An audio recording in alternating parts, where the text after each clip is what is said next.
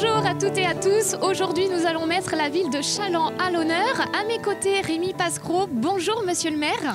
Bonjour Fanny. Merci de nous accueillir aujourd'hui en plein cœur de Challans. Alors, c'est l'occasion ensemble d'évoquer les projets pour l'année 2023. Quels sont les grands thèmes? Alors déjà, l'année 2023 va être une année responsable et solidaire. D'accord. Alors, qu'est-ce que vous entendez par responsable et solidaire? Alors, tout simplement, comme tout le monde le sait, la crise énergétique internationale a quelques incidences sur notre budget, Bien un peu sûr. plus de 2 millions d'euros, plus l'indexation des revalorisations salariales.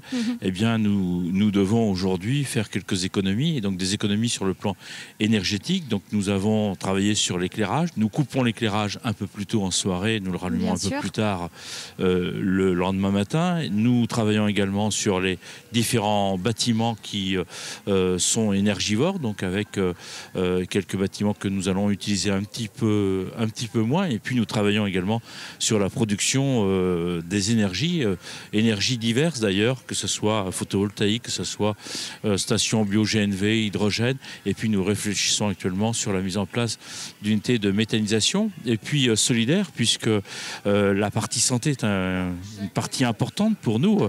Bien sûr, on l'a vu aujourd'hui. Vraiment, c'est un sujet qui est très important. Voilà, donc on sait qu'avec aujourd'hui un nombre important d'habitants nouveaux sur Challans, eh bien nous avons besoin de médecins, donc nous poursuivons notre accueil de médecins. Donc nous allons d'ailleurs avoir un nouveau médecin qui va arriver là bientôt avant la fin décembre, et puis un autre en février.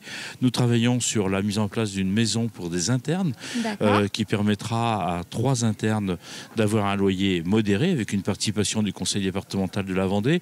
Nous travaillons sur la création également d'une maison pluridisciplinaire qui aura lieu à côté du nouveau pôle social et santé que nous mettons en place à côté du boulevard Pascal, dans un tout proche d'ailleurs du centre hospitalier, avec la mise en place des centres de soins non programmés.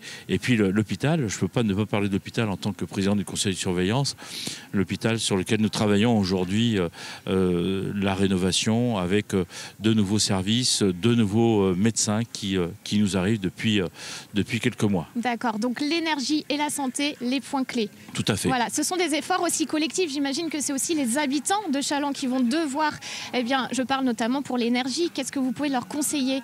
Je pense que ce qu'il faut, c'est tout simplement veiller à économiser l'énergie pour des raisons diverses. On nous parle de coupures. Alors, l'essentiel, c'est quand même qu'on soit capable de gérer au mieux. Et puis le surcoût. Être responsable, comme vous le dites. Alors, la ville de Challans, elle est réputée pour être dynamique. Vous avez de nombreux habitants chaque année. Est-ce que vous avez des projets pour restructurer la ville en 2023? Alors, de nombreux projets, comme j'ai pu vous le dire, c'est entre 300 et 500 habitants de plus par an.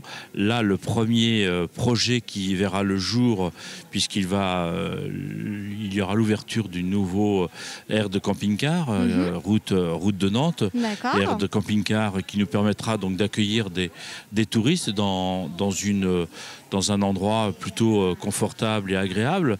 Nous travaillons également sur le plan culturel à la rénovation du théâtre Le Marais, rénovation énergétique, mais également l'amélioration du confort intérieur. Nous construisons une nouvelle salle de sport dans le quartier du Bois-Fossé, donc juste à côté du lycée Notre-Dame, salle de sport avec plusieurs plateaux, puisque nous aurons des plateaux pour jouer au volley, mais également au handball, également au badminton, au basketball. Et puis dans cette salle, il y aura également 2 salles dédiées, une pour la musculation et puis une pour la partie danse OPS, donc une partie qu'on n'avait pas encore sur Challans. Et puis un point important, la voirie aussi. La voirie, mais pas que, donc tout ce qui est sécurité, donc la voirie, le déploiement de nouvelles caméras que nous allons poursuivre ce déploiement qui nous semble important. Et puis également une partie importante pour moi, c'est la partie passeport du civisme. Passeport du civisme où 250 enfants de CM2 se sont engagés donc à conduire des missions citoyennes avec leur institutrice et leur instituteur. Donc je suis très fier de cela parce que nous souhaitons vraiment travailler le devoir de mémoire, et c'était le cas d'ailleurs dès le 11 novembre dernier dernier. D'accord. Alors aujourd'hui, on est en plein cœur du marché. On peut le dire, c'est quand même l'un des plus grands de Vendée. Vous avez un grand projet pour l'année 2023 qui vous tient à cœur. Est-ce que vous pouvez nous en parler? Oui, c'est un secret pour personne aujourd'hui. Vous voyez, le marché est un très très beau marché. Challans est une ville commerçante, une ville commerciale. Et donc, nous allons déplacer les halles et donc reconstruire les halles sur la place du Champ de Foire.